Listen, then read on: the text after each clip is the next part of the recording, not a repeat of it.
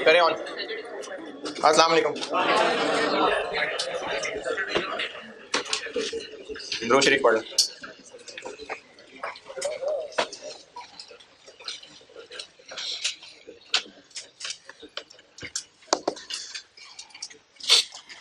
Extra class फिर Friday को ही करूँगा और कल रखूँगा बयान। हाँ, और टॉपिक जो है वो बॉयज़ ओनली ही है। वो कुछ बच्चों ने कहा था कि मतलब मेनली कह लें कि जो तनाही की खराबियाँ ना उनके ऊपर है जी। टाइम इसके बाद है। हाँ हाँ है जी।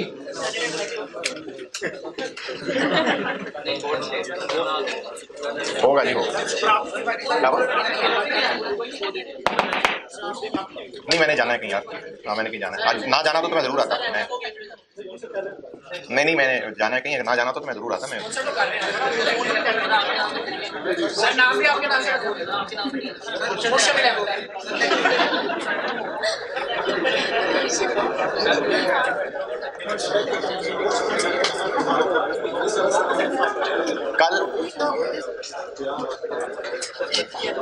कल इस क्लास के बाद ही अगर आप में से बैठना हो जिन्होंने बैठ जाना। लास्ट टाइम बड़ी बड़के मारी थी लोगों ने लेकिन बैठे नहीं थे उधर। चलो अब नहीं है ना जुमेरात को। हाँ तो अब देख लेते हैं जी। वॉइस सिर्फ है जी। क्या हो गया?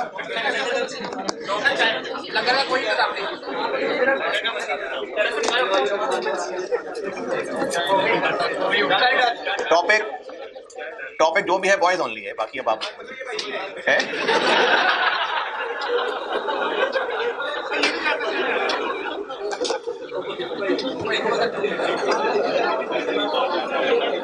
बचपन में कहते थे छोटे होते जो कहता वही होता है।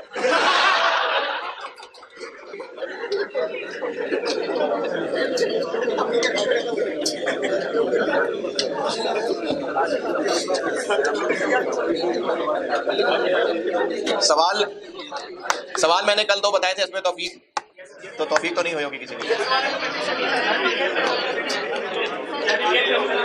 ठीक।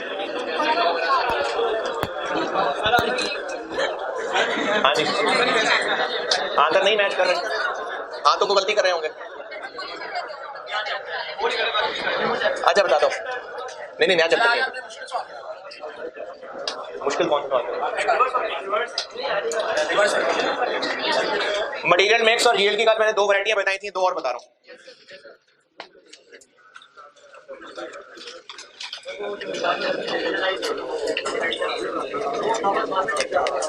फॉर्मेट तो क्या प्रॉपर है उसका। वेरिएंसेस निकालने वेरिएबल के भी और फिक्स के भी। एंड पे सारे वेरिएंसेस का टोटल कर देना। नहीं हाँ देखिए एक है खर्चों को रिकंसाइल करना। रिकंसाइल ये वो है जो ऑटम 20 के क्वेश्चन कराते हुए कराया था। तब मैंने सारे फॉर्मेट भी लिख के दिए थे आपको। आप पूछ रहे हैं ओवरहेड्स को एनालाइज करना। जी उसी की बात बता रहा हूँ। ये बताया था कि इसका मतलब ओवरहेड्स के वेरिएंसेस निकालना है। अंडर ओवर अप्लाइड को एनालाइज करने का मतलब वेरिएबल और फिक्स दोनों के पूरे वेरिएंसेस निकालना है। ये मतलब है उनको एनालाइज करने का। और क्या करना है? बस वेरिएंसेस निकालने बस। मैक्सिमम है।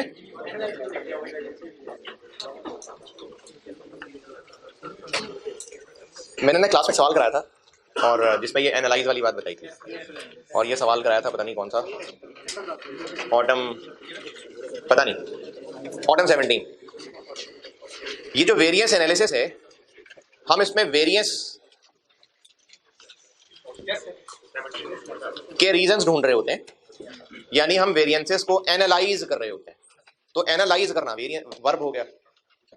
एनालिसिस उसका नाउन हो गया। तो वेरिएंसेस को एनालाइज करना वेरिएंस एनालिसिस है। तो उसमें एनालाइज करने को कहा था मतलब उनका एनालिसिस करना था। तो ओवरहेड्स के अंडर ओवरराइड के एनालिसिस करने का मतलब ओवरहेड्स के वेरिएंसेस निकालने हैं बस।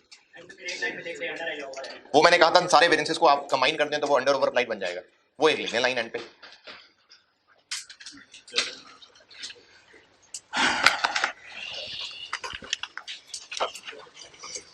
ये मिक्स और यील्ड की और वैरायटी बता रहा हूँ। है जी, चलें थर्ड कह लें।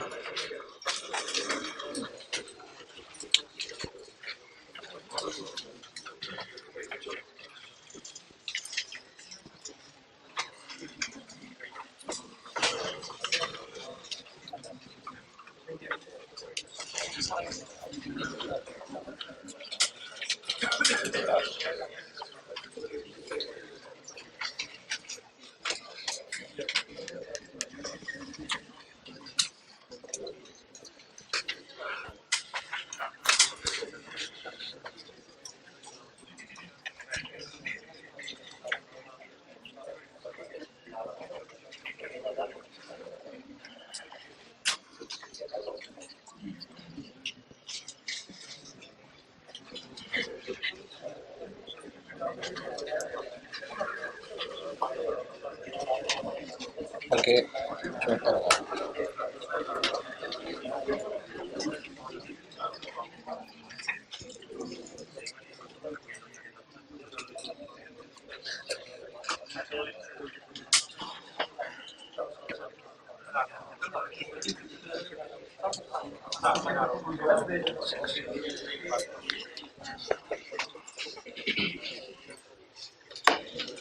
ये इसमें अब क्या चेंज हुआ है? अब प्रोडक्ट नंबर ऑफ यूनिट्स की बजाय केजीज में आ गया।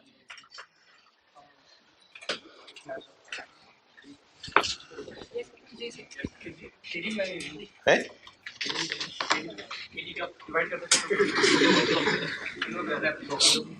वेरिएंस में अब तक जितने भी सवाल कर रहे थे उसमें प्रोडक्ट की मेजरमेंट, मटेरियल की मेजरमेंट डिफरेंट थी। अब मैंने सेम कर दी। अब ये काम वो किया जो प्रोसेस में नॉर्मली करते थे। तो ये स्टैंडर्ड कार्ड क्या है, क्या कितने के लिए? यूनिट किधर है? तो फिर एक यूनिट के लिए कैसे हो? फिर वही बात, यूनिट है ही नहीं तो फिर यूनिट के लिए। एक केजी के लिए 5000 केजी ये लगता है यार, 3000 केजी। हाँ जी, 7200 केजी प्रोडक्ट बनाने के लिए इतना मटेरियल लगता है। तो ये है, अगर मैं ना भी लिखूं ऊपर तो ये 7200 नजर आ रहा है। चलें लिख देता हूं, फॉर 7200 केजी ऑफ प्रोडक्ट। है जी, इससे पता चल रहा है कि प्रोडक्ट भी केजीज में बनता है। तो ये जो स्टैंडर्ड है ये क्या है, इसकी क्या इंटरप्रिटेशन है कि अगर हमने 7200 किलो बनाने होंगे तो उसके लिए इतना ए और इतना बी लगेगा। तो प्रोडक्ट भी अब केजीज में है।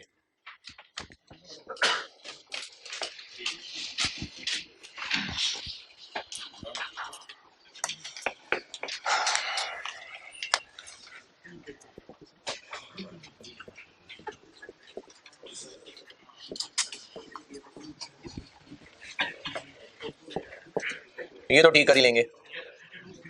52 600 और अरे जबरदस्त, शाबाश। और इनका टोटल भी हो जाएगा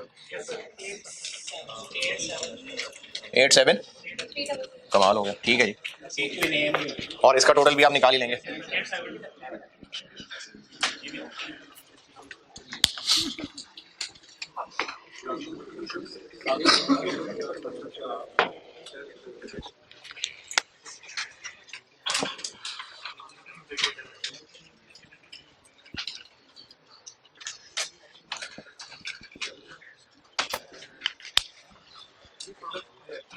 है जी, कौन सा प्रोडक्ट है? हाँ, कौन सा?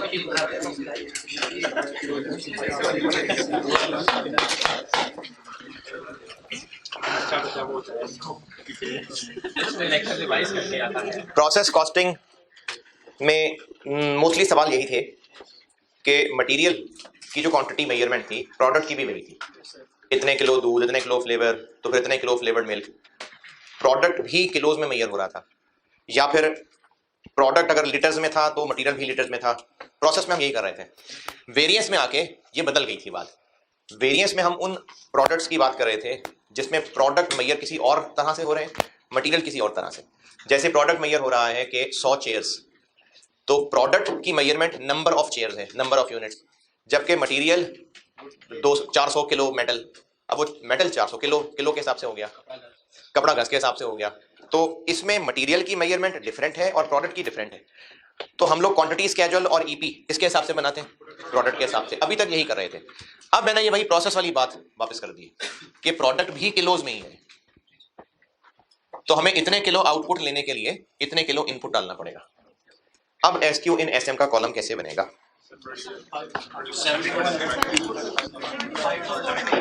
75,000 को क्या करूं? 5,000 इंटू 74,400 डिवाइडेड बाय 7,200 या 8,000? 8,000।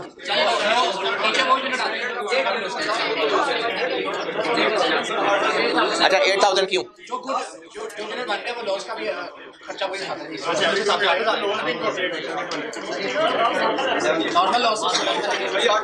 वो 10% नॉर्मल है। हाँ 72।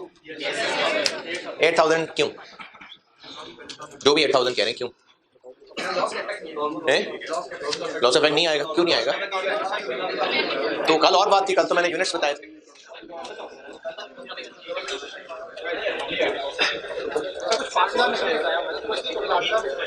तो 8 होना चाहिए जी। हाँ नहीं, मैं पूछ रहा हूँ जिन्होंने 8,000 का है, वो 8,000 की वजह क्या है जी? नहीं इसमें से माइनस हुआ है। नहीं तो कहना क्या मतलब क्या है? डिवाइड किसे करूं?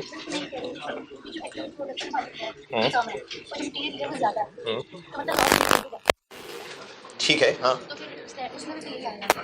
डिनोमिनेटर में क्या आना चाहिए? 8,000 आना चाहिए।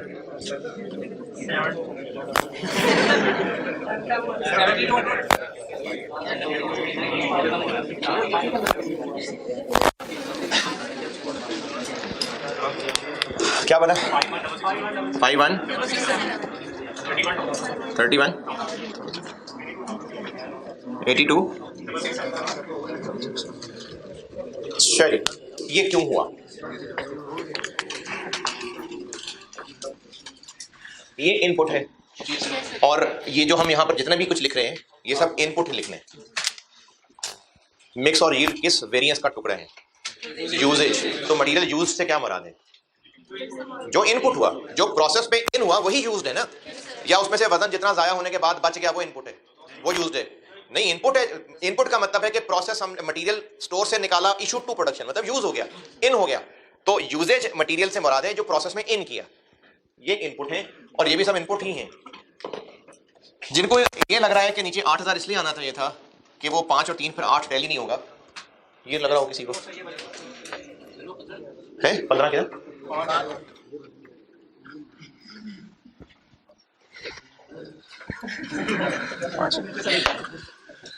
अगर 8,000 इसलिए आना चाहिए था कि 5 और 3 से पूरा टैली नहीं होगा, ये भी लगता है किसी को? वजह किसी को तो लगती होगी, इलॉजिकल। ये वजह उनको लग रही होगी जिनको लग रहा है कि शायद हम इसको 5 और 3 की रेशो में बांट रहे हैं। हम रेशो में नहीं बांट रहे, हम इस वक्त एक यूनिटी मेथड लगा रहे हैं। कल वाला जो सवाल किया था 25 इंटू 16,500 डिवाइडेड बाय 500, इसकी क्या रीजन थी? इधर 40 था इंटू, मेरा ख्याल यही फिगर थी शायद। तब इसकी रीजन क्या थी? अगर 500 यूनिट्स बनाने के लिए 25 किलो लगते हैं तो एक यूनिट के लिए कितने डिवाइडेड बाय 500, तो फिर 16,500 के लिए कितने मल्टीप्लाई? 7200 किलो बनाने के लिए 5,000 किलो लगता है, तो फिर 74,400 किलो बनाने के लिए क्या लगेगा? इसलिए 7200 से मल्टीप्लाई डिवाइड। ये जो स्टैंडर्ड है ना, ये स्टैंडर्ड है कि 7200 किलो अगर बनाना चाहते हैं तो इतना इनपुट करना पड़ेगा। तो अगर 1 किलो बनाना चाहते हैं तो 5,000 डिवाइड बाय 7200, तो ये वो पर किलो बन गया। उसको फिर आगे 74,400 से मल्टीप्लाई कर दिया, तो इसलिए 7200 से डिवाइड होगा। इसकी एक और रीजन बताता हूं अगर किसी को पल्ले पड़े तो। ये 25 किलो 40 किलो ये मटेरियल का इनपुट है, ये आउटपुट यानी प्रोडक्ट है, ये प्रोडक्ट है। तो आंसर कितने में आ रहा है? इनपुट में। तो हाँ ये इनपुट ही आ रहे होते हैं सारे।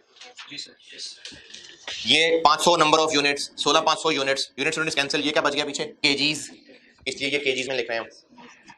ये 5,000 क्या है? नहीं केजी तो सारे हैं, ये प्रोडक्ट।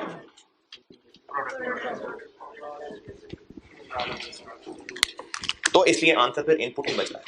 ये जितने हम यहाँ कॉलम में क्वांटिटीज लिख रहे हैं वो सब इनपुट है कि कितना मटेरियल इस्तेमाल होना चाहिए था, कितना मटेरियल इस्तेमाल हुआ।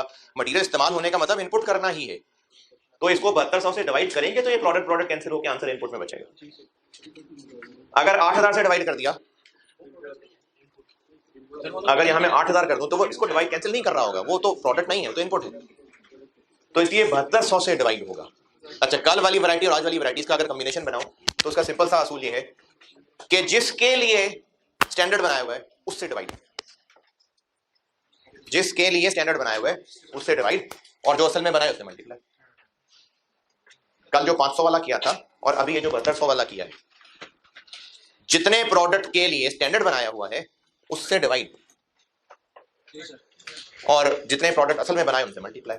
ये बात मैंने वैसे लिखी भी है, देखिए अगर काम की लगे तो लिखी भी है, नहीं काम की लगे तो अपने पास खुद लिख लें। नोट्स में बिल्कुल आखिरी पेज, वेरियंस के नोट्स में बिल्कुल आखिरी पेज, सबसे आखिरी एग्जाम नोट्स का डब्बा। ये जो भी कंक्लूजन बताया ना, यही मैंने कोशिश किया लिखने की। यूनिटरी मेथड ही है ये। हाँ, जितने प्रोडक्ट के लिए स्टैंडर्ड है उससे डिवाइड, और जितने प्रोडक्ट असल में बना रहे हैं उससे मल्टीप्लाई। अभी भी मैं लॉसेस में कंफ्यूजन डालने की बजाय यही कह रहा हूं कि जितने प्रोडक्ट के लिए स्टैंडर्ड है, प्रोडक्ट तो ये जितने आउटपुट के लिए स्टैंडर्ड बनाया हुआ है उसे डिवाइड, और जितना आउटपुट असल में आ रहा है उसे मल्टीप्लाई। मैं इसीलिए इसमें मैं इसका लिंक ही नहीं रख रहा ना कि लॉस शामिल करना है नहीं करना है। जितने प्रोडक्ट जितने आउटपुट के लिए स्टैंडर्ड है उससे डिवाइड, और जितना आउटपुट बन रहा है उससे मल्टीप्लाई। कल वाले में भी यही किया था। 500 के लिए स्टैंडर्ड था तो 500 से डिवाइड, और 16500 बन रहे थे, 16500 से मल्टीप्लाई। क्या क्या क्योंकि वहां पर हम प्रोडक्ट के यूनिट्स की बात कर रहे थे ना, उनमें तो लॉस कंसीडर भी नहीं हो रहा था, हम तो नंबर ऑफ यूनिट्स ले रहे थे। लॉस तो किलोस का लॉस था। इसीलिए तो कंक्लूजन बता रहा हूं कि अगर नहीं समझ आ रहा तो इसलिए तो कंक्लूजन बता रहा हूं कि जिस प्रोडक्ट जितने प्रोडक्ट के लिए स्टैंडर्ड बना हुआ है उससे डिवाइड, और जितना प्रोडक्ट बना रहे हैं उससे मल्टीप्लाई। जी, जिसके लिए स्टैंडर्ड बना हुआ है।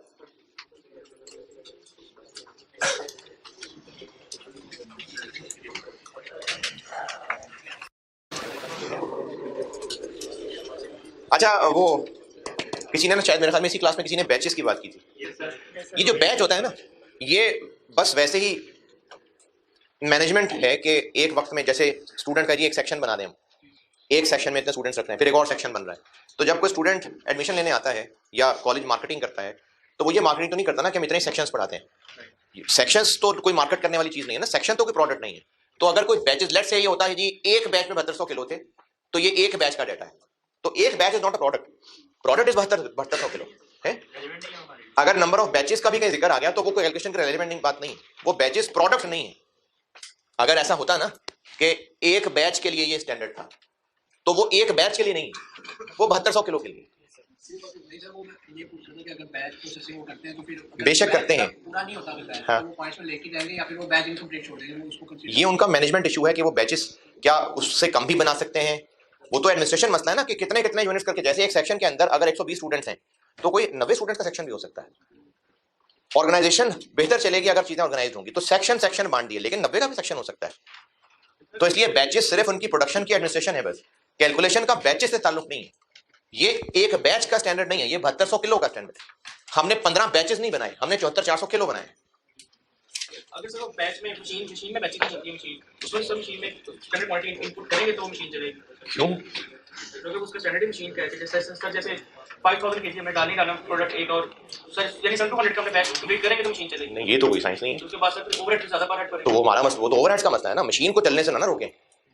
मतलब अगर वॉशिंग मशीन में 5 कपड़े धुलने हैं तो अगर धोने वाले 3 हैं तो वॉशिंग मशीन ना चलाएं, चला लेंगे। वो तो वैसे मैनेजमेंट है ना कि 5-5 करके चलें तो ज्यादा बेहतर है, लेकिन 3 कपड़े भी धुल सकते हैं। ये तो नहीं मशीन ही चलने से इनकार कर देगी कि 5 कपड़े डलेंगे तो मशीन चलेगी। वो बिजनेस का मसला है ना कि वो कैसे चीजें मैनेज कर रहा है, मशीन क्यों रुकेगी चलने से। तो ये सिर्फ प्रोडक्शन की मैनेजमेंट होती है कि बैचेस कितने साइज के रखने हैं, कैलकुलेशन पे इंपैक्ट नहीं है इसका।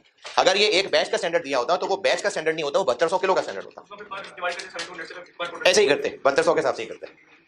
तो ये और जो कल किया था, इन दोनों का कंक्लूजन यही बता रहा हूं कि चाहे प्रोडक्ट नंबर ऑफ यूनिट्स में है चाहे केजीज में, जितने के लिए स्टैंडर्ड है उससे डिवाइड, और जितना असल में है उससे मल्टीप्लाई। ये कॉलम कैसे बनेगा?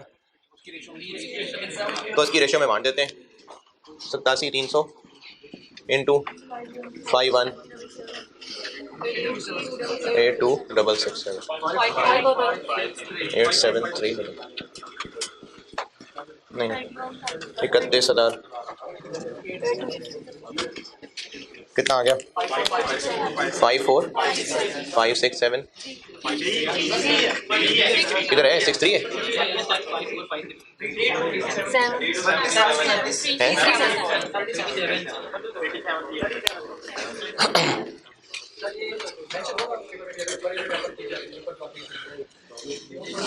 इंशाल्लाह उम्मीद तो है कि मेंशन हो, नहीं तो बाकी हिंट्स है ना, ये भी हिंट था एक। एक्चुअल प्रोडक्शन से आइडिया हो जाएगा कि एक्चुअल प्रोडक्शन यूनिट्स में है कि, तो उससे आइडिया होगा। ये नहीं मेंशन, अगर इससे पता चल रहा है।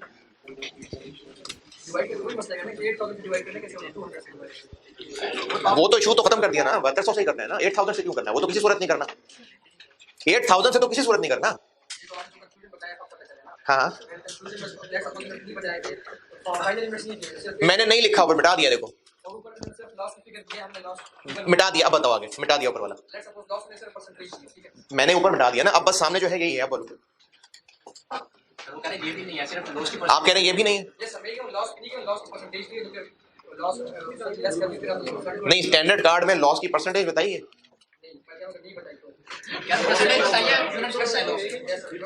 स्टैंडर्ड कार्ड ही में कहा हुआ है कि लॉस 10% है, लेकिन ये 800 नहीं लिखा हुआ आगे, तो फिर 800 लिखे 7200, पता तो चले ना स्टैंडर्ड किसके लिए है।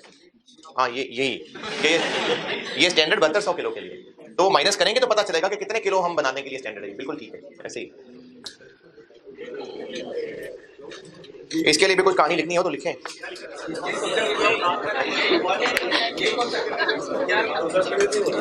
जो इससे पिछला सवाल और उसमें फर्क है, कम से कम वो फर्क ही लिख लें। कंक्लूजन तो बता दिया, चलो हाँ यही फर्क है, लेकिन ये लिखे ना बात, यानी आप ये बात लिखें कि प्रोडक्ट नंबर ऑफ यूनिट्स में दिया हुआ है कि केजीज में दिया हुआ है।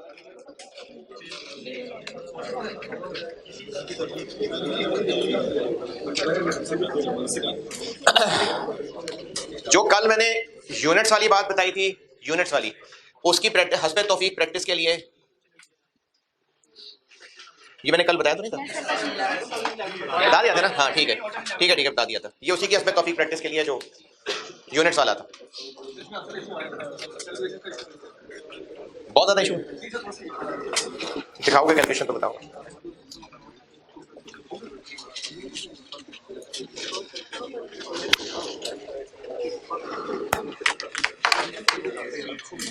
अच्छा, ये अभी एक और बात सुने, ये सबके लिए नहीं है जो सुनना चाहे, जो जानना चाहे, वरना ये सबके लिए नहीं जरूरी।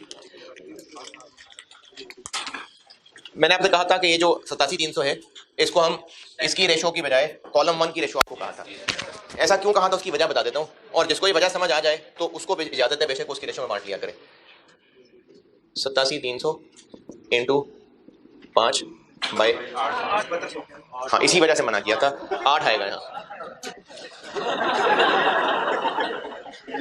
असल में इसी वजह से मना किया था। अब हम रेशो में बांटें, अब हम 5 और 3 की रेशो में बांट रहे हैं, तो रेशो में बांटेंगे तो डिनोमिनेटर में तो 8 ही आएगा। तो इसलिए यहाँ पर चूंकि 7200 से डिवाइड किया होगा ना, तो स्टूडेंट पर यहाँ भी गलती से 7200 ना कर जाए, इसलिए मैंने कहा था कि आप इसकी रेशो में बांटने की बजाय कॉलम 1 की रेशो में बांटा करें।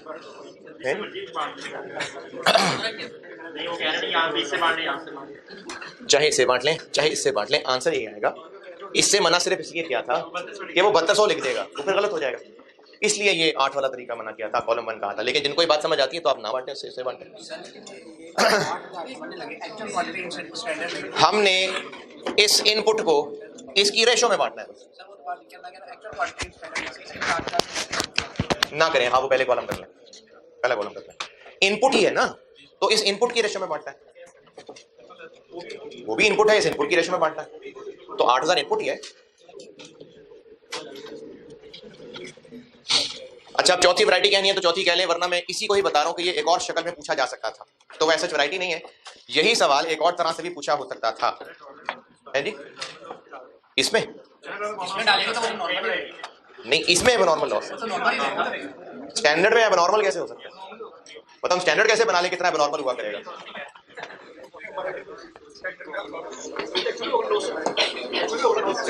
वही बताने लगा।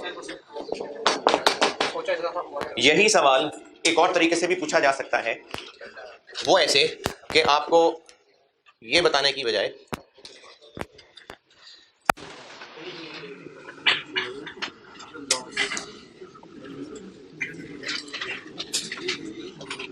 सतासी 300 में से 74 400 माइनस करें, 87 300 माइनस 7 12,000। ये सवाल इस तरह भी नहीं हो सकता था।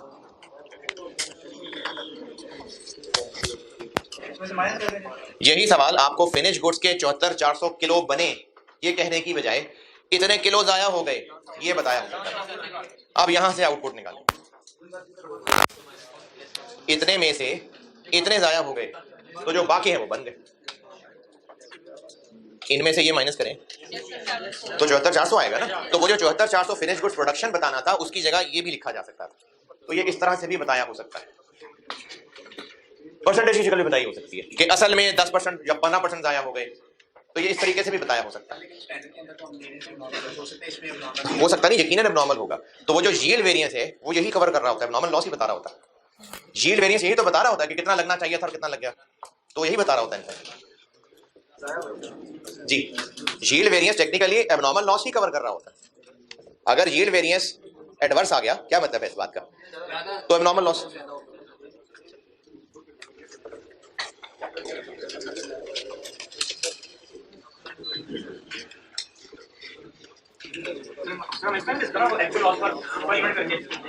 पर यूनिट क्या है, पर केजी करके कैसे बताएं, पर केजी इसका पर यूनिट क्या है?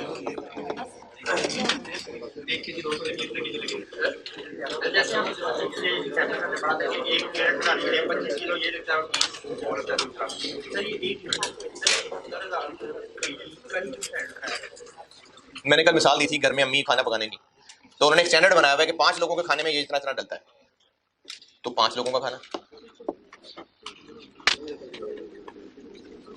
या अगर ये जो नई जगह पकाते हैं ना, तो हाँ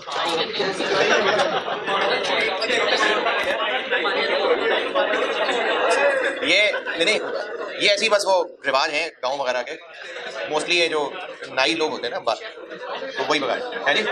क्या बात? और यानी नाई पकाने वाले को नाई नहीं कहते, नाई बार्बर ही होता है। ये वैसे पिंडों में रिवाज है कि ये जो खाने पकाने के निजाम होते थे ना, नाई संभालते थे, है जी। चले नाई मैंने गलती कर दी, बोल दिया शेफ, शेफ है ना, शेफ। तो उन्होंने भी ना बाद औक़ात स्टैंडर्ड, कभी अगर कोई इत्तेफाक हुआ हो, कोई देख पकाई हो, तो वो जो स्टैंडर्ड बताएगा ना, वो कहेगा जी 10 किलो गोश्त के लिए इतना इतना मसाला लगता है, तो उसने वो 10 किलो का स्टैंडर्ड रखा हुआ है, तो उस हिसाब से बस 7200 किलो का स्टैंडर्ड रखा। ये भी सामने जो बात की थी ये लिख लेते कुछ।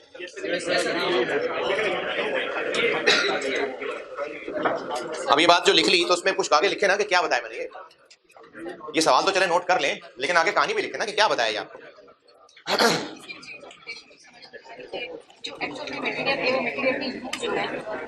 इनपुट हुआ वो इतने किलो है, प्रोसेस में इतना इन हुआ, इतना असल में जाया हो गए किलो, तो कितना प्रोडक्ट बना? 74,400 किलो। नॉर्मल एबनॉर्मल दोनों का आ गया।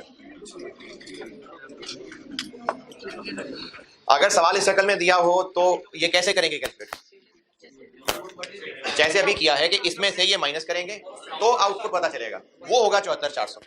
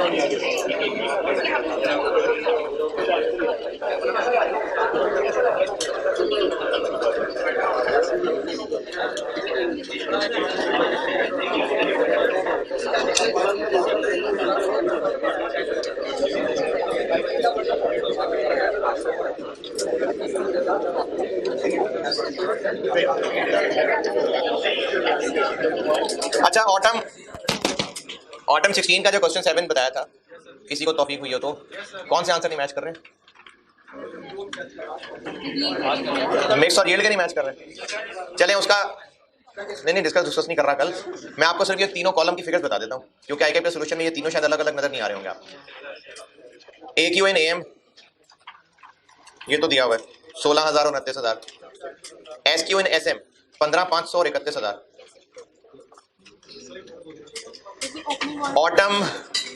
ऑटम 16 क्वेश्चन 7 जो कल हस्बे तौफीक बताया था, इसमें जो आप मुझे उम्मीद है गलती की होगी, वो गलती ये की होगी कि आप उस पॉइंट को इग्नोर कर गए होंगे कि फिनिश गुड्स का ओपनिंग, क्लोजिंग और सेल्स दी हुई थी, वहां से प्रोडक्शन निकलेगी, तो वो बनती है 15,500 यूनिट्स। अब इस प्रोडक्शन को यूज करते हुए ये 32-13 वाले कॉलम बता रहा हूं आपको।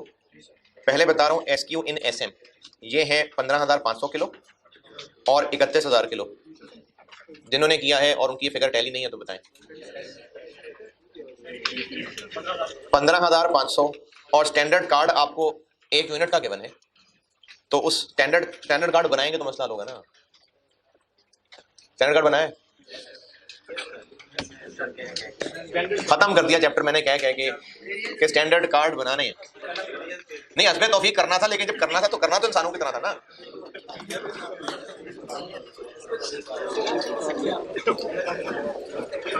जिन्होंने इंसानों की तरह किया है, S Q N S M 15,500 और 31,000 है। ए क्यू एन एम ये दिया हुआ है 16,000 और 29,000। हाँ तो बस इसी रेशो में बांटेंगे तो ए क्यू एन एस एम 15,000 और 30,000 आ जाएगा, है जी? क्या नहीं, मैंने ऑटम 16 का है पहले। ऑटम 16 किसी ने किया हो और कोई फिगर टैली नहीं कर रही, एक तो रीजन यही है कि स्टैंडर्ड कार्ड ढंग से नहीं बनाया। 2 मटेरियल है ना, एक 1 किलो हो रहा था, एक 2 किलो हो रहा था। हाँ 15,500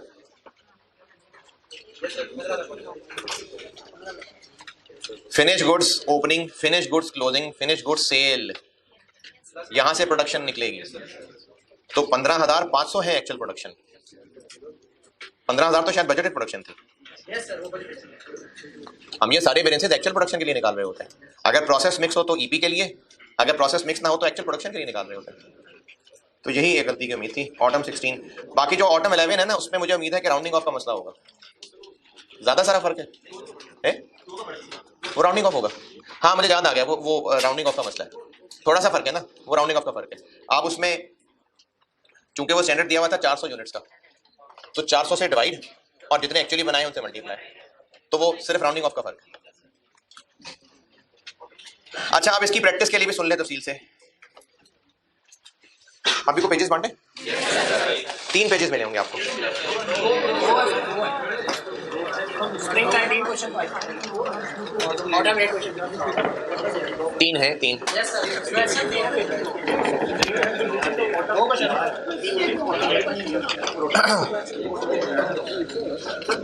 जी मैं बताता हूँ 2 क्वेश्चन है भाई, 2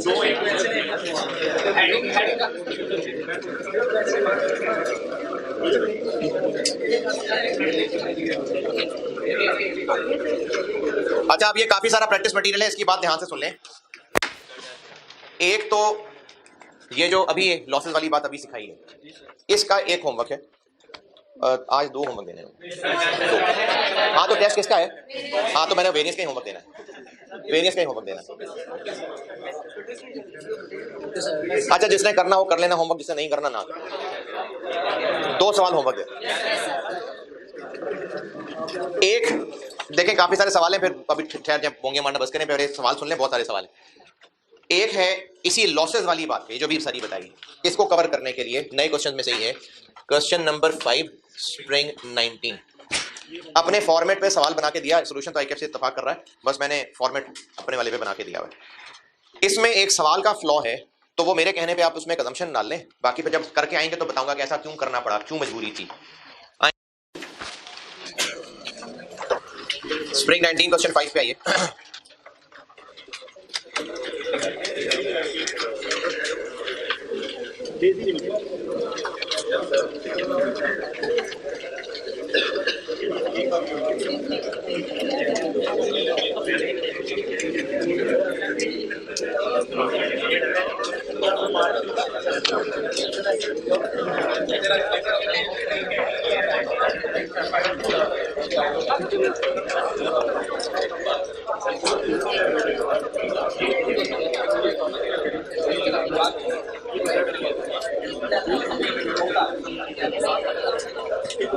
पहुंचे? इसमें जो 27,000 यूनिट्स लिखे मिल रहे हैं आपको पहले ही टेबल की पहली लाइन में, ये 27,000 केजी कर लें। कैसे पता?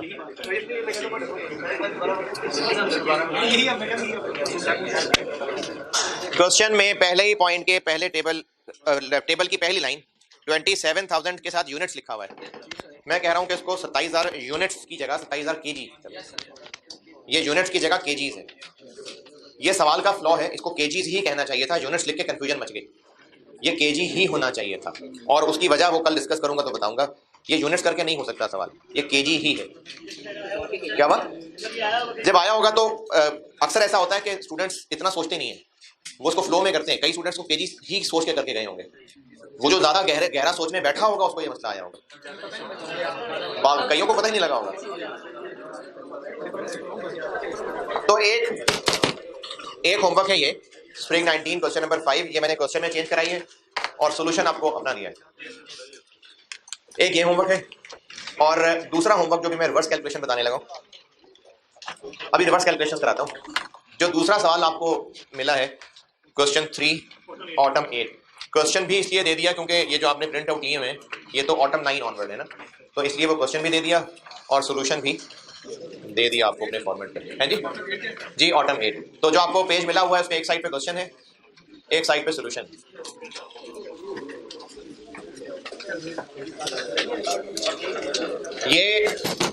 ये 2 होमवर्क हैं आज, मेहरबानी आपकी 2 होमवर्क करना, क्योंकि रिवर्स कैलकुलेशन वाला छोटा सा सवाल है। इसके अलावा 3 पेजेस कहा था, तो वो आगे पीछे करवा दिया ना उसने, इसलिए वो, वरना सुबह वाले ने सोल्यूशन अलग पेज पे करा के दिया था और क्वेश्चन अलग, तो मैंने इसलिए 3 कहा था, तो इसने आगे पीछे करा दिया। ये तो हो गए 2 होमवर्क। इसके अलावा हस्बे तौफीक 3 सवाल हैं। नहीं आज नहीं है ना, वो रख लें, आप जब करने हो दिल करे कर लीजिएगा, है जी। समझ नहीं आई बात यार, शोर ना किया करें, पूरी बात सुन लिया करें ना, बीच में शोर शुरू कर देते हैं। एक ये होमवर्क बताया है, एक मैंने बताया है ऑटम 2008 का क्वेश्चन नंबर 3, ये इसका नहीं है, ये रिवर्स कैलकुलेशन है जो अभी सिखाने लगा हूं। ये रिवर्स कैलकुलेशन के लिए होमवर्क दिया है ऑटम 8 का क्वेश्चन 3, ये आपको पेजेस आज मिले हैं और ऑनलाइन वालों के लिए उनके कोर्स में रखे हैं। उसके बाद जो मैं 3 सवालों का जिक्र कर रहा हूं वो इन्हीं की प्रैक्टिस है। ये लॉसेस हैं बहुत पुराने, आपकी पैदाइश के टाइम पे होंगे, शायद आपकी पैदाइश से भी पहले के होंगे। कुछ एक 99 का है, कोई एक 97 का, इस तरह से है, 2006 का भी शायद एक है। तो ये क्वेश्चन ऑनलाइन के लिए अलहदा कोर्स में रखे हुए, मैंने उसको एक्स्ट्रा प्रैक्टिस कहा होगा शायद, मिक्स और झील की, और आप लोग कॉपियर से ले लीजिएगा, कॉपियर के पास रखे होंगे। 3 सवाल हैं और उनको इसी पैटर्न पे मैंने फिर सॉल्व कर दिया हुआ है। तो ये लॉसेस की अच्छी प्रैक्टिस है उनमें, इसी तरह से है कि ये एक्चुअल लॉस दिया हुआ था, तो ये केजीज वाले वो सवाल हैं पुराने, लेकिन अच्छी कैलकुलेशन है, क्योंकि वो 2006-07 के बाद 19 में वो रिपीट हुआ तो बहुत ही गाढ़ा किस्म का रिपीट था, वो तो छोटे छोटे सवाल थे, लेकिन ये केजीज वाली बात अब 2007 के बाद अब आके रिपीट हुई, तो इसलिए ये अच्छा है अगर आप उसको अपने पास रख लें, कभी जब जिंदगी में मौका मिले तो वो और मटीरियल। तो अब आपको मैंने टोटल 5 सवाल और बताए हैं, 2 जिनमें से आज होमवर्क दिए हैं, और एक हस्बे तौफीक मिक्स और झील के ये किलो के लॉसेस वाली बात की प्रैक्टिस के लिए है, वो कॉपियर से ले लीजिएगा, लेना हो तो। अच्छा जी, एक और उसमें वेरियंस, बस लास्ट चीज उसमें रिवर्स कैलकुलेशन, और रिवर्स कैलकुलेशन आपको आती हैं क्या? वो चौथा मैंने कहा था ना, इसको चौथी वैरायटी कहनी है या ना कहें, इसी को एक और, ये जो भी, हाँ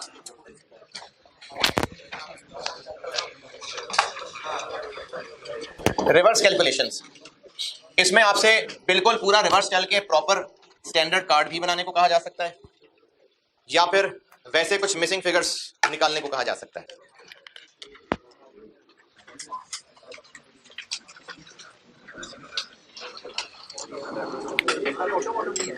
क्या नहीं, स्प्रिंग भी करते हैं यार, इतने सारे तो स्प्रिंग भी किए हैं। स्प्रिंग भी बहुत सारे।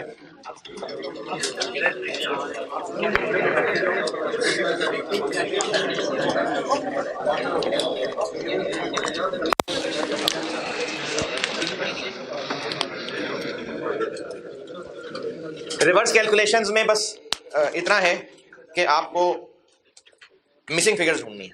जैसे मिसाल के तौर पे material price variance, standard cost into actual quantity,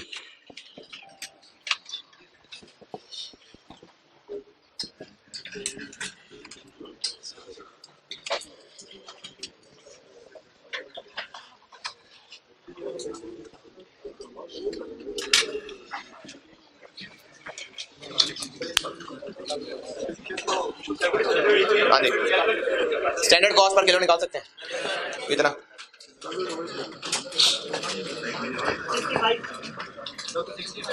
sixty five, बस ये होती है रिवर्स कैलकुलेशन। हाँ जी, ऐसे ही है, आपको वेरिएंसेस दिए होंगे और कुछ और मिसिंग फिगर्स कुछ ही हो सकती हैं, जिसमें स्टैंडर्ड कार्ड भी हो सकता है। नहीं तो ये तो एक है ना, मिला जुला के 6-7 मिसिंग चीजें भी हो सकती हैं, लिंक हो सकते हैं। तो मिसिंग फिगर निकालने का हिंट ये है कि आप, अच्छा ये तो खैर बहुत ही सिंपल है ना, कॉम्प्लिकेटेड ये है कि 4-5 चीजें मिसिंग होंगी। तो फिर उसका हल ये है, एग्जाम करने के, क्वेश्चन करने की टिप बता रहा हूं कि जो कुछ भी सवाल में गिवन है सारा कुछ पेजेस पे फैला लें। जो जो आपको कुछ वेरिएंसेस गिवन होंगे, वेरिएंसेस के फार्मूले खोल लें, पूरी शीट पे सारा कुछ फैला दें। आपको जैसे FAR 1 जिन्होंने पढ़ा हुआ है, सिंगल एंट्री इनकम्प्लीट रिकॉर्ड, तो उनमें मिसिंग फिगर ऐसे ही निकालते थे। जो इन्फॉर्मेशन है फैला लें सारे अकाउंट बना के, जो जो कुछ है उस पर लिख दें, फिर मिसिंग लिंक्स निकलते हैं। और वो भी आपस में इस तरह लिंक हो सकते हैं कि एक अकाउंट से एक फिगर फिर वो दूसरे अकाउंट में जाएगी, वहां से तीसरी फिगर निकलेगी, फिर वो तीसरे अकाउंट में जाएगी। तो इसी तरह से ये लिंक हुए होंगे। तो हिंट ये है कि जो जो कुछ भी सवाल में गिवन है उसको फैला लें, जो जो वेरिएंसेस हैं उनके फार्मूले खोल लें, फिर आप इसमें लिंक मिलेंगे। लिखे इसके कोई 1-2 सवाल, छोटे छोटे से सवाल लिखे आए ना, हैं नहीं, छोटे छोटे सवाल। ये जो ऑटम 8 दिया है ये ठीक है उसके बाद भी, मतलब ये रिसेंटली नहीं टेस्ट हो रहा है, लेकिन बिल्कुल हो सकता है, बिल्कुल हो सकता है। चले लिखे भाई, सवाल तो लिखे ना।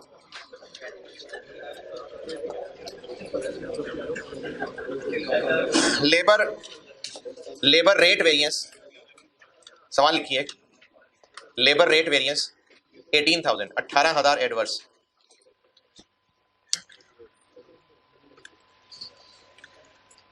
स्टैंडर्ड रेट 100 रुपए per hour, actual labour cost 378,000, 3,78,000।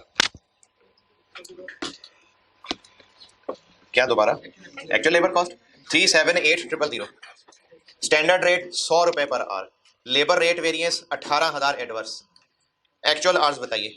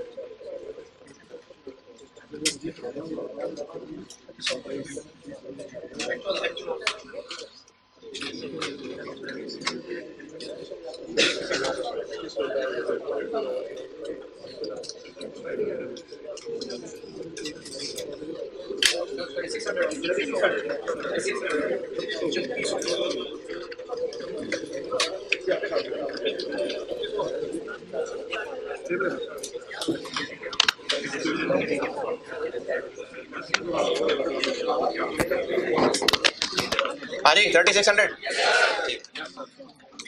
3600 जिनसे नहीं हुआ, लेबर रेट वेरिएंस का फार्मूला होता है standard rate into actual hours. क्या क्या पता है इसमें से?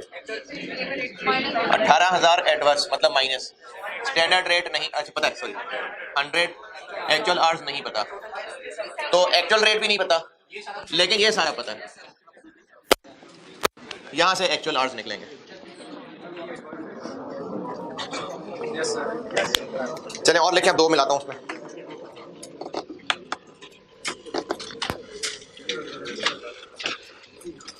Labour rate variance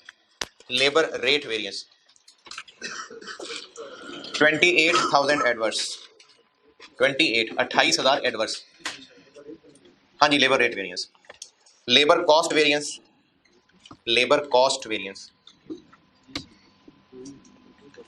3,500 favourable, 3500 3,500 favourable. Labour cost variance 3500 favourable, 35 का मतलब जिनको नहीं पता 3,500 3500 बस। और एक्चुअल आवर्स 4,000 और स्टैंडर्ड आवर्स 4,300। एक्चुअल आवर्स 4,000 है और स्टैंडर्ड आवर्स 4,300 है। स्टैंडर्ड रेट बताइए, स्टैंडर्ड रेट बताइए।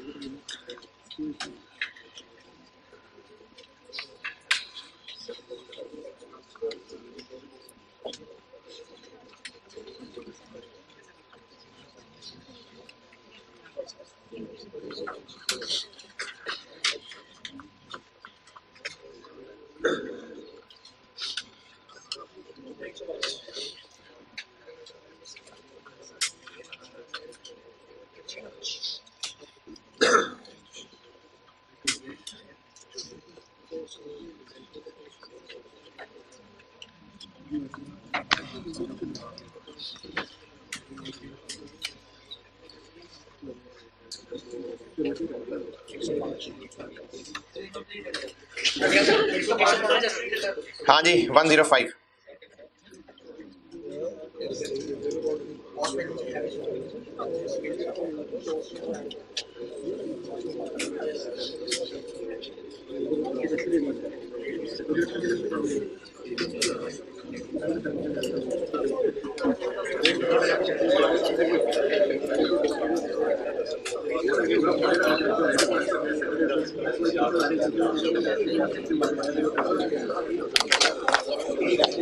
हाँ जी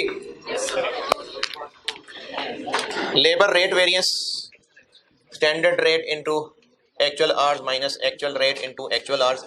इसमें से पता है रेट वेरिएंस कितना, 2,500 नेगेटिव, स्टैंडर्ड रेट पता नहीं, into actual hours 4,000 minus actual rate पता नहीं, एक्चुअल आवर्स 4,000। चलें इससे तो दो फिगर नहीं निकल सकती। और पता है labour cost variance, labour cost variance होता है standard rate into standard hours minus actual rate into actual hours. Cost variance कितना है, स्टैंडर्ड रेट पता नहीं, स्टैंडर्ड आवर्स, एक्चुअल रेट पता नहीं, एक्चुअल आवर्स 4,000। अब आपके पास दो इक्वेशंस हैं और दो वेरिएबल हैं। तो आप इस तरह भी कर सकते हैं, जो गिवन है उसको सामने जब लिखेंगे ना तो हिंट्स मिलेंगे। जो जो वेरिएंस गिवन है उसका फार्मूला खोलें तो पता चलेगा क्या मिसिंग है और क्या अवेलेबल है। तो इन दोनों से आप एस आर निकाल सकते हैं, दो अननोन दो इक्वेशन से निकल सकते हैं ना, साइमल्टेनियस कर लें, एक की वैल्यू निकाल के दूसरे में पुट कर लें, हो सकता है कि नहीं हो सकता है। इसी तरह इसका एक और तरीका भी बताता हूँ, labour cost variance is equal to labour efficiency निकल आएगा, ये भी पता है ये भी पता है पॉजिटिव। अब आप लेबर एफिशिएंसी वेरिएंस का फार्मूला लगा दें, standard rate into standard hours minus standard rate into actual hours. ये 31,500 स्टैंडर्ड रेट निकल आएगा यहाँ से, यहां से स्टैंडर्ड रेट निकल आएगा।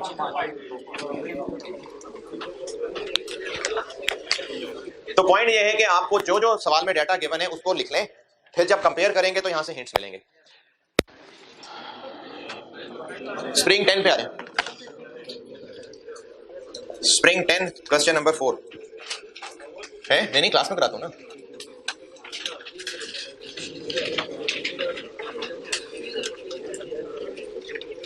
Spring 10 question number 4।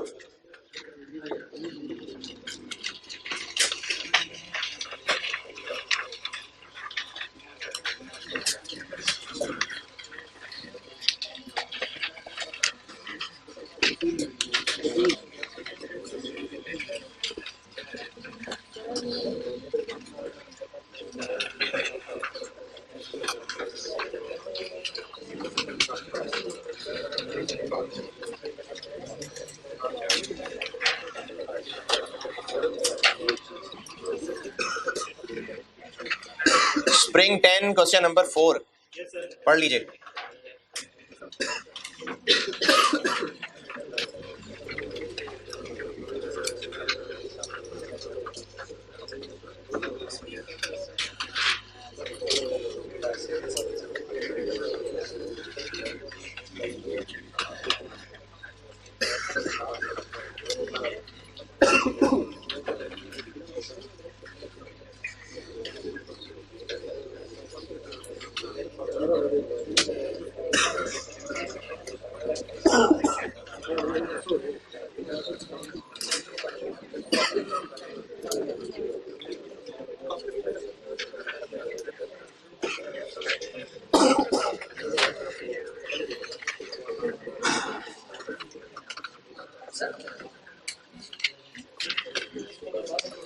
क्या हुआ?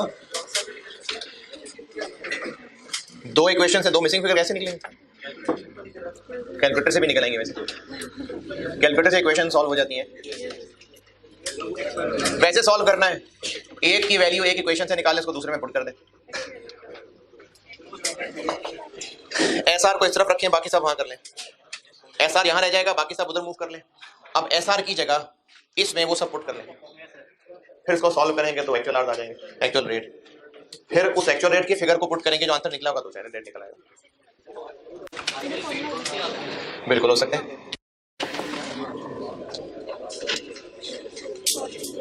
सवाल पढ़ने को कहा यार। 20 नंबर देख के घबराए नहीं, मैंने पूरा सवाल नहीं करना, मैंने सिर्फ पार्ट ए करना है इसका।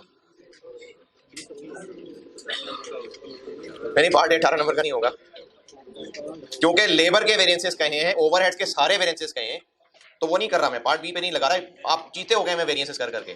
मैं सिर्फ पार्ट ए कर रहा हूं।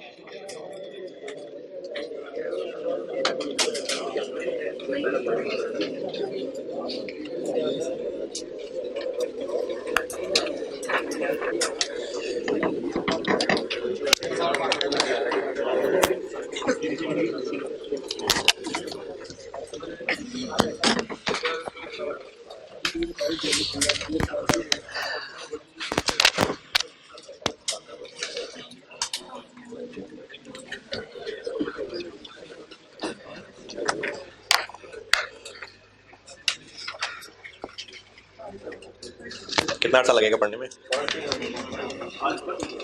कल से ना मैं लास्ट ग्रेड शुरू करने लगा हूँ। पहली और दूसरी ग्रेड में से एक एक फालतू चैप्टर रहता है, वो परसेंट पे फड़काना है मैंने, ऐसे करके लपेटना ही है बस। तो अब मेनली आखिरी ग्रेड है, और ये जो आखिरी ग्रेड है ये इंपॉर्टेंट तो है ही, लेकिन ये डिसीजन मेकिंग, और इसमें आपका सारा कॉस्ट का नॉलेज जब तक मिजाज बनाया ना वो इस्तेमाल होगा। क्योंकि डरा नहीं रहा, बता रहा हूं, लेकिन इसकी इंपॉर्टेंस इतनी ज्यादा है कि आप अगर अभी भी इंसान के बच्चे बन जाए ना, क्योंकि अगर आप में से कई ऐसे होंगे जिन्होंने पहले नहीं पढ़ा हुआ ठीक से, अब उनको आस्ता आस्ता फिक्र हो रही है कि एग्जाम्स आ रहे हैं, और उसमें कुछ बेवकूफ वो होंगे जिन्होंने पुरानी रिवीजन शुरू कर दी होगी और एग्जिस्टिंग छोड़ दिया होगा कि मैं शुरू से सही पढ़ूंगा तो ये करूंगा। तो ये ना आपसे शुरू का सही पढ़ा जाना है और ना आप पढ़ा जाना है। प्रायोरिटी रोज के काम को रखें। और ये आखिरी ग्रेड ऐसी है कि अगर आप, अब जैसे जनवरी का महीना है, अगर आप इसी को ही फाइनल एग्जाम लेवल का तैयार कर लें तो फरवरी में तैयारी करते हुए आपका कॉन्फिडेंस बहुत ज्यादा होगा। इसमें से 3 सवाल आ जाएंगे आखिरी ग्रेड में से, 3 सवाल मुझे उम्मीद है कि 3 सवाल आएंगे। आखिरी ग्रेड 30 से 40 मार्क्स हैं, लेकिन मेरा ख्याल है 40 से वो ऊपर ही ले जाएगा, क्योंकि ये इंपॉर्टेंट है बहुत ज्यादा। तो इसमें डिसीजन मेकिंग है, और डिसीजन मेकिंग के लिए आप इतने अरसे से जो कॉस्ट में मेहनत हो रही थी, अब आप इस देखें डिसीजन मेकिंग जो है ना, ये बच्चों का काम तो है नहीं। आपके घर में भी कोई डिसीजन लिए जाते होंगे तो आपको कहा होगा बेटा बाहर चलो बात करते हैं।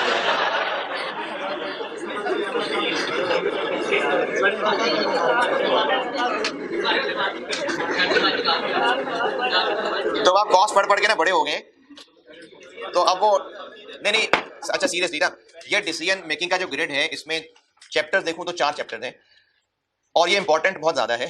अगर आप अभी भी फोकस्ड होके इनकी अच्छी तैयारी अगर कर लें तो कॉस्ट का कॉन्फिडेंस बहुत बढ़ जाएगा, फिर आपसे फरवरी में बेहतर कॉन्फिडेंस से तैयारी भी होगी। लेकिन अगर इसको छोड़ के आप पुराना कवर कर रहे होंगे तो फिक्र में पुराना भी कवर नहीं हो रहा होगा, क्योंकि आप कह रहे होंगे कि अभी वाला समझ ही कुछ नहीं आ रहा, फिर हाथों फूल जाएंगे, फिर फरवरी में आपसे कुछ नहीं होगा। तो इस आखिरी ग्रिड पे फोकस कर लें, इसको अभी ही एग्जाम की तरह का अच्छा पढ़ लें तो बहुत बेहतरी हो जाएगी कॉस्ट में। रिक्वायरमेंट ए कर रहा हूं, सिर्फ एक्चुअल परचेजेस पूछी हुई है, लिखा तो नहीं है कि रुपए में बताने हैं कि टोटल क्वांटिटी बतानी है, लेकिन एक्चुअल परचेजेस तो रुपीज ही होंगे। पहले मटेरियल एक्स सॉल्व करता हूं, 2 मटेरियल है, ये मैं कर रहा हूं क्वेश्चन नंबर क्या है 4 स्प्रिंग 10 का पार्ट ए। मटेरियल एक्स कर रहा हूं सॉल्व। मटेरियल एक्स की परचेजेस निकालनी है। डेटा क्या अवेलेबल है, डेटा क्या अवेलेबल है, स्टैंडर्ड कार्ड की इंफॉर्मेशन अवेलेबल है, ठीक है। पर यूनिट 6 किलो लगता है, 50 रुपए किलो इसका स्टैंडर्ड कॉस्ट हो गई। फिर इसके अलावा पॉइंट नंबर 3 के अंदर प्राइस वेरिएंस बताया हुआ है और क्वांटिटी वेरिएंस बताया हुआ है। ये डाटा है टोटल एक्स के हवाले से, और पॉइंट नंबर 4 के अंदर ओपनिंग और क्लोजिंग स्टॉक के बारे में कुछ गाइडेंस है। ये टोटल एक्स का डाटा है। एक्स के लिए आपको मटेरियल प्राइस वेरिएंस दिया हुआ है,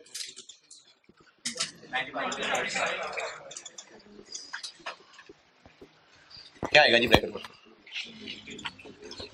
प्राइस वेरिएंस में यूज के परचेज, खत्म कर दिया मैंने चैप्टर।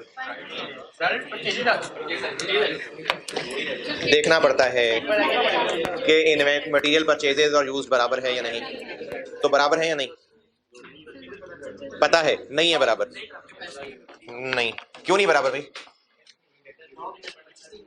हाँ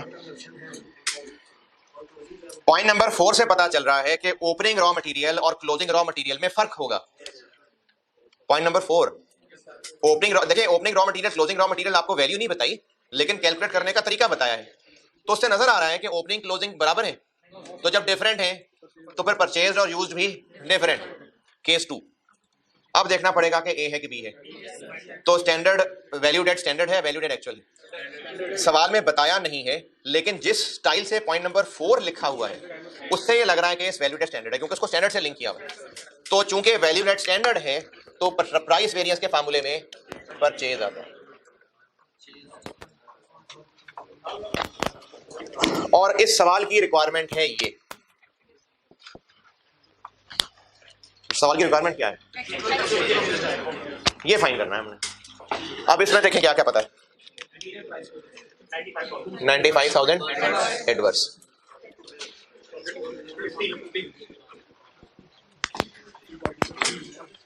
नहीं पता, चले छोड़ दिया इसको यही। और क्या पता है मटेरियल एक्स के बारे में, जो पता तो है ना, material quantity variance, standard cost into actual quantity, actual quantity कौन सी,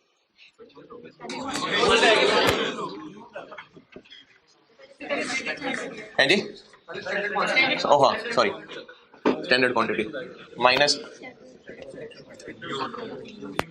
इसमें से क्या क्या पता,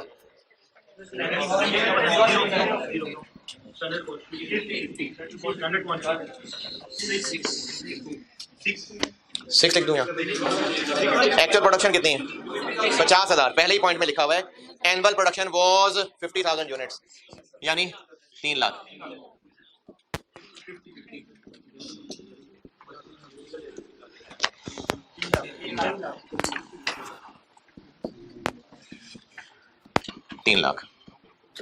रुपए चाहिए, वो वहां रुके क्योंकि हमें वो फिगर्स नहीं पता, तो इसलिए फिर जो और इंफॉर्मेशन थी उसमें देखें आप, इसका टिप यही है कि जो डाटा दिया है उसको पेज पे फैला लें, फिर मिलेंगे हिंट्स। तो अब यहां से हमें क्या मिल गया, एक्चुअल क्वांटिटी यूज्ड, यहां के लिए क्या चाहिए, तो यूज्ड परचेज का कोई ताल्लुक, ओपनिंग क्लोजिंग के जरिए हम परचेज तक पहुंच सकते हैं।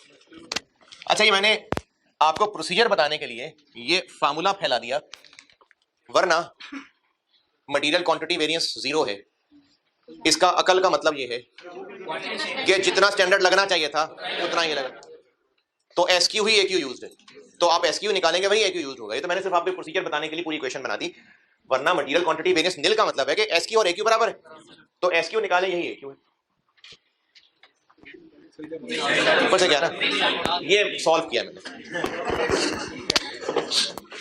दोबारा ये मटेरियल क्वांटिटी वेरिएंस 0 का मतलब क्या है कि जितना एसक्यू लगना चाहिए था उतना ही लगा, तभी वेरिएंस 0 है। तो एसक्यू 3 लाख है, तो एक्चुअल भी इतना ही होगा। यूज से परचेज तक पहुंचना है। एक्चुअल क्वांटिटी परचेज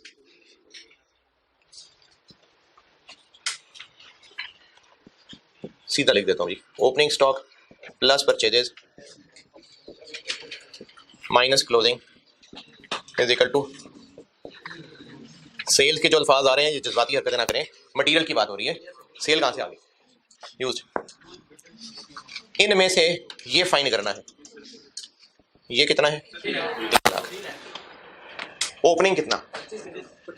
25 दिन ऑफ, हाँ 25 दिन ऑफ स्टैंडर्ड कंजम्पशन। तो अगर ये 3 लाख को 25 दिन पे करना हो तो 25 बाय 360 भी कर सकते हैं, वो भी ठीक है। एक्चुअल क्वांटिटी परचेज क्या जी? नहीं, रेट नहीं बताया। पॉइंट नंबर 4 में लिखा हुआ है कि जितना पूरे साल में किलो इस्तेमाल होना चाहिए, पूरे साल में, एक दिन में कितना डिवाइडेड बाय 365, 20 दिन में कितना इनटू 20, इसका जो आंसर आएगा वो ओपनिंग स्टॉक। ये पॉइंट 4 में लिखा हुआ, उल्टा तो नहीं कर दिया? ओपनिंग ही है ना। ओपनिंग कितना है? अच्छा, ओपनिंग 25 है। अच्छा ठीक है ठीक है ठीक है।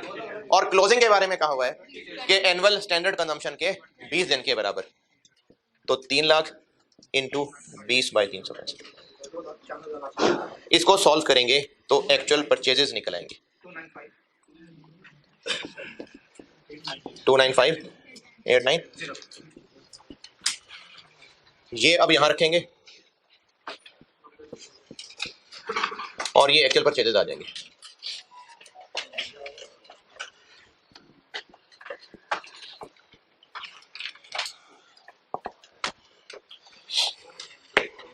ये उधर चला जाएगा, ये इधर आके प्लस हो जाएगा।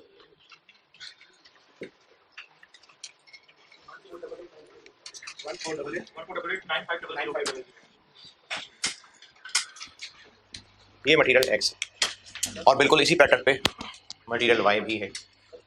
नोट कर लें, कर देता हूं।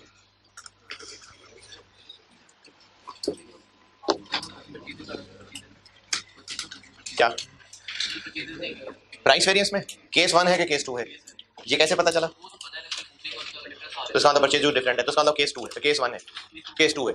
अगली बात कि ए है या बी, यानी वैल्यू डेट स्टैंडर्ड है या वैल्यू डेट एक्चुअल है। सवाल में बताया होता है, ना बताया हो तो बाय डिफॉल्ट एक्चुअल होता है। इस सवाल में लिखा हुआ है कि ओपनिंग क्लोजिंग स्टॉक को स्टैंडर्ड मटेरियल से लिंक कर दिया उसने। इस वर्डिंग से आइडिया हो रहा है कि वो स्टैंडर्ड के ऊपर वैल्यू कर रहा है। आंधों के क्वांटिटी की बात हो रही है, लेकिन लिंक वो स्टैंडर्ड के साथ कर रहा है, तो फिर रुपए में भी ऐसी बात हो रही होगी, क्योंकि स्टॉक को उसने लिंक ही स्टैंडर्ड के साथ कर दिया ना। तो इसलिए ये raw material inventory value at standard हो गया। उस सूरत में यहां परचेज आता है।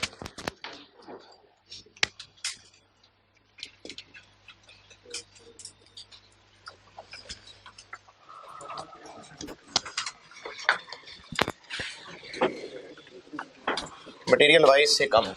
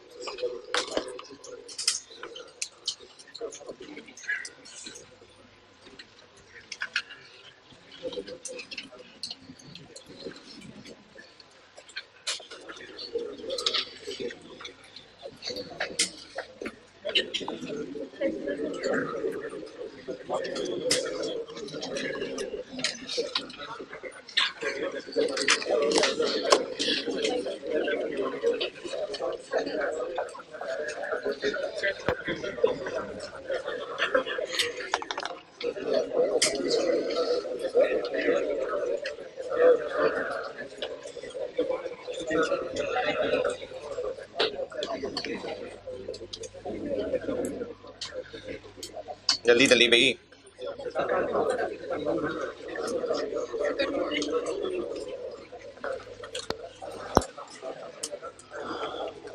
ये कैलकुलेट किया है कि आंसर देख के बताया?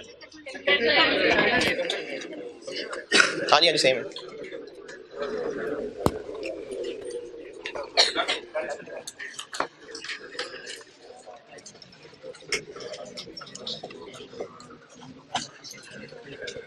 नोटेड?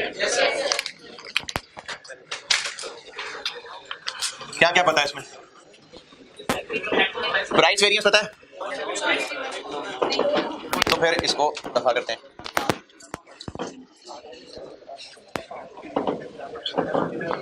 इसमें क्या पता है? ये कितना है? रेट बस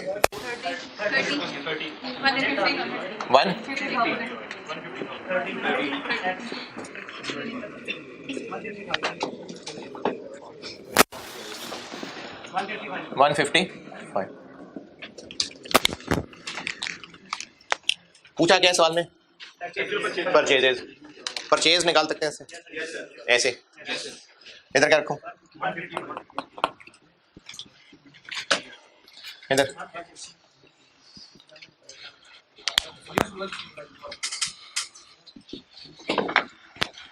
155 10 to नहीं ये बता हाँ किलो परचेज 152945 को बड़ा भी बता दे यार।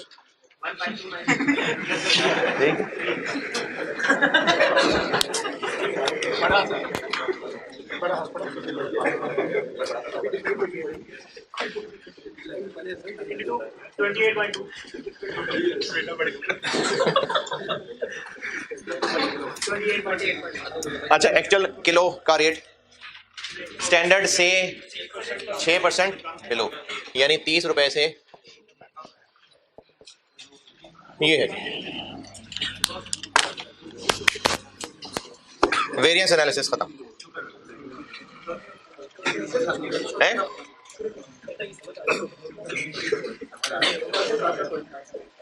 ठीक है जी अल्लाह हाफिज़।